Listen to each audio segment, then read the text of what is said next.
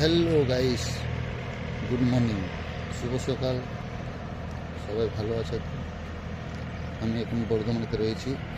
এখন এই মিলেতে আমার গাড়িটা রয়েছে। হ্যাঁ, এদিকে হচ্ছে বাঁকুড়া চলে যাচ্ছে, এদিকে বর্ধমান। আর এই সামনে একটা নতুন মিল বলছে, এটা পরের বছর থেকে ধান খালি করা যাবে। মিলেতে চলে এসেছি, মিলেতে গর্ত খুলি।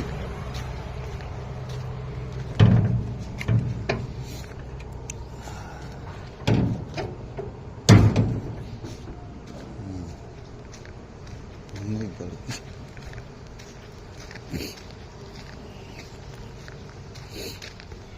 অনেক গাড়ি রয়েছে।